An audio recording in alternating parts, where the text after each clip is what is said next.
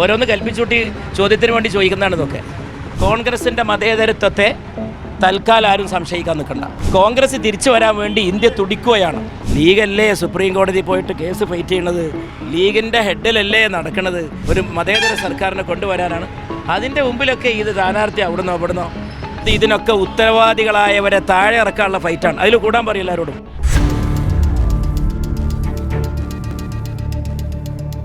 കോൺഗ്രസിൻ്റെ മതേതരത്വത്തെ തൽക്കാലം ആരും സംശയിക്കാൻ നിൽക്കണ്ട. കോൺഗ്രസ് ഇന്ത്യയിലെ ഏറ്റവും വലിയ മതേതര പാർട്ടിയാണ്. കോൺഗ്രസ് ഉണ്ടായിരുന്ന കാലത്ത് വല്ലതുണ്ടോ? കോൺഗ്രസ് ഉണ്ടായിരുന്ന കാലത്ത് ഹെയ്റ്റ് സ്പീച്ച് ഉണ്ടോ? കോൺഗ്രസ് ഉണ്ടായിരുന്ന കാലത്ത് വിഭാഗീയമായിട്ടുള്ള സംഗതികളുണ്ടോ? കോൺഗ്രസ് ഉണ്ടായിരുന്ന കാലത്ത് ഇന്ന് കേൾക്കുന്ന മാതിരിയുള്ള പൗരത്വോ സിവിൽ കോഡ് എന്തെങ്കിലും ഉണ്ടോ? അപ്പോൾ ആ കോൺഗ്രസ് തിരിച്ചു വരണം. കോൺഗ്രസ് തിരിച്ചു വരാൻ വേണ്ടി ഇന്ത്യ തുടിക്കുകയാണ്.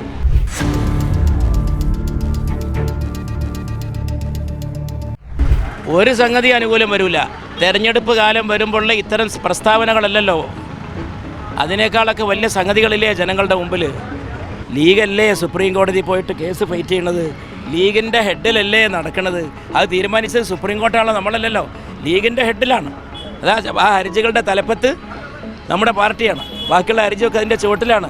അതാ ലീഗലി നമ്മൾ ഫൈറ്റ് ചെയ്യണ്, ആ രാഷ്ട്രീയമായിട്ട് നമ്മൾ ഫൈറ്റ് ചെയ്യണ്. അതിനേക്കാൾ ഏറ്റവും വലിയൊരു ഫൈറ്റ് നമ്മളിപ്പോൾ ചെയ്യുന്നുണ്ട്. അത് ഇതിനൊക്കെ ഉത്തരവാദികളായവരെ താഴെ ഇറക്കാനുള്ള ഫൈറ്റാണ്. അതിൽ കൂടാൻ പറയും എല്ലാവരോടും.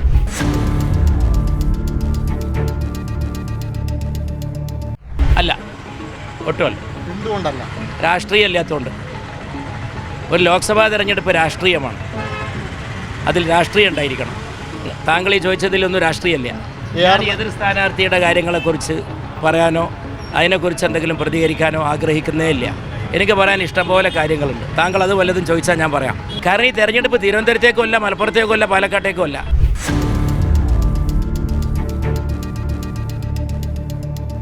അർത്ഥശൂന്യം. എന്തുകൊണ്ടായിരിക്കും അങ്ങനെ ഒരു പ്രചാരണം? ഒട്ടുമില്ല, പ്രചാരണമേ ഇല്ല. അങ്ങനെ പ്രചാരണമേ ഇല്ല, അങ്ങനെയില്ല. അദ്ദേഹം പറഞ്ഞ് ഞാൻ കേട്ടിട്ടില്ല. ഓരോന്ന് കൽപ്പിച്ചൂട്ടി ചോദ്യത്തിന് വേണ്ടി ചോദിക്കുന്നതാണ് ഇതൊക്കെ. എൻ്റെ നാട്, ഞാൻ അവിടെ നിന്ന് MLA ആയപ്പോൾ എനിക്ക് കിട്ടിയ ഭൂരിപക്ഷത്തിനെന്നറിയോ? 38,000. അന്ന് കേരളത്തിലെ 3-ാം സ്ഥാനമാണ് ആ ഭൂരിപക്ഷം. പിന്നെ അവിടെ നമ്മൾ ആ കാലത്ത് നടത്തിയ പ്രവർത്തനങ്ങളൊക്കെ ഉണ്ട്. ഒരു ഇലക്ഷനിൽ ഉന്നയിക്കാവുന്ന കാര്യമാണ് അതൊക്കെ.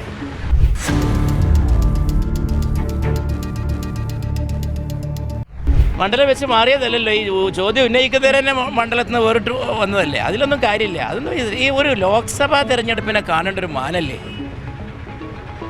ഒരു ലോക്സഭാ തെരഞ്ഞെടുപ്പിന് അതിൻ്റെ ദേശീയ മാനത്ത് കാണണം. ലോക്സഭാ തെരഞ്ഞെടുപ്പിൻ്റെ ഉദ്ദേശം എന്താണ്, ലക്ഷ്യം എന്താണ്? അതിന് രാഷ്ട്രീയം ഉണ്ടായിരിക്കണം. ഒരു പൊളിറ്റിക്കൽ ഐഡിയോളജി വെച്ച്, ഒരു പൊളിറ്റിക്കൽ ഫിലോസഫി വെച്ച് ഫൈറ്റ് ചെയ്യേണ്ട ഒരു സാധനമാണല്ലോ ഇലക്ഷൻ. നമുക്കൊരു കാഴ്ചപ്പാടുണ്ട്. ലോക്സഭാ തെരഞ്ഞെടുപ്പ് എങ്ങോട്ടാണ്? ഡൽഹിയിലേക്കാണ്.